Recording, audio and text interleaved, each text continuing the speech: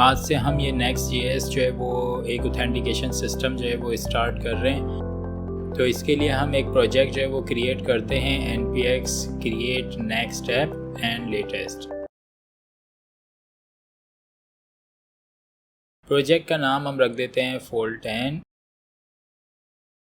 और type script अभी नहीं लेते, ESLint yes, टेलविंड को अभी मैं नो करता हूँ, बाद में हम इसको सेटअप करेंगे। सोर्स डायरेक्टरी को नो और ऐप राउटर को यस करेंगे और इंपोर्ट एलियासेस को नो। तो ये मैंने एक न्यू जो है वो Next.js की एप्लीकेशन जो है वो बना ली है। तो हम विजुअल कोड स्टूडियो ओपन करेंगे और अपने फोल्डर को जो है वो इस पे सेट कर लेंगे। अभी तक हमने जो है बस एक Next.js का जो है वो प्रोजेक्ट जो है वो बनाया है और इसको एग्जीक्यूट करने के लिए npm run dev कर देंगे तो ये हमारे पास लोकल होस्ट पे एग्जीक्यूट हो जाएगा।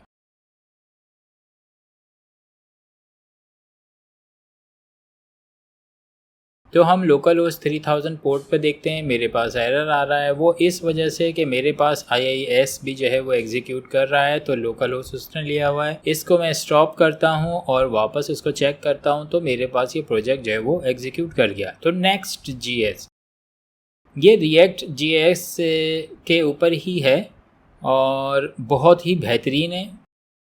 तो हम इसी के ऊपर जो है अपना पूरा का पूरा प्रोजेक्ट जो है वो सेटअप करेंगे।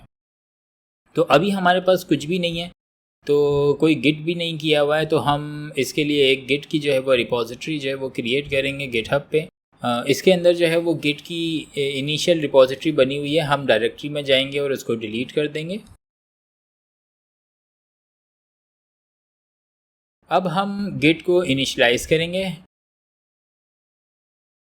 फिर गिट में ऐड कर देंगे।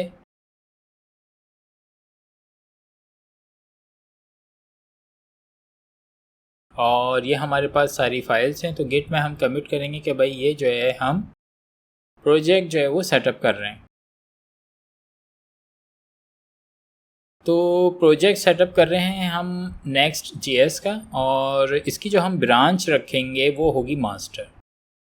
ठीक है, तो इसके बाद हम यहाँ पे अपनी जो रिमोट ओरिजिन है उसको हम यहाँ पे ऐड करा देंगे। ये हमने इसको रिमोट ओरिजिन को ऐड करा दिया और इसके बाद तमाम का तमाम कोड जो है वो हमने मास्टर में पुश कर दिया। तो ये हमारे पास यहाँ आ गया। अब हम इसके बाद जो है वो, क्योंकि हमें डेटाबेस यूज़ करेंगे MySQL, तो MySQL के लिए हमें ये प्रिज्मा जो है वो सेटअप करना होगा, प्रिज्मा ORM। प्रिज्मा ORM में यहाँ पे आपको बताया हुआ है कि किस तरीके से इसको आपने इंस्टॉल करना है। तो ये मैंने लाइन यहाँ से कॉपी कर ली और npm इंस्टॉल प्रिज्मा। तो प्रिज्मा जो है वो हमने प्रिज्मा ORM जो है वो हमने सेटअप कर लिया। मैं आपको यहाँ पे बताता हूँ कि अगर आप यहाँ पे लिखते हैं प्रिज्मा ORM MySQL तो वो आपको बता देगा कि भाई MySQL आपने कैसे यूज़ करना है।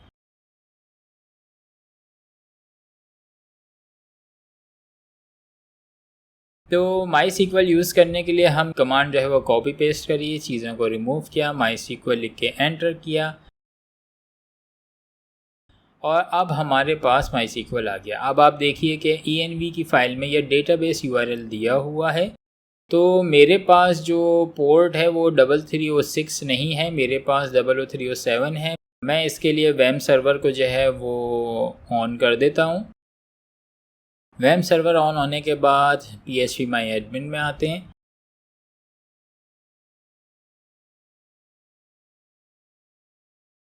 यहाँ पे एक डेटाबेस जो है वो क्रिएट कर लेते हैं Fold10 के नाम से।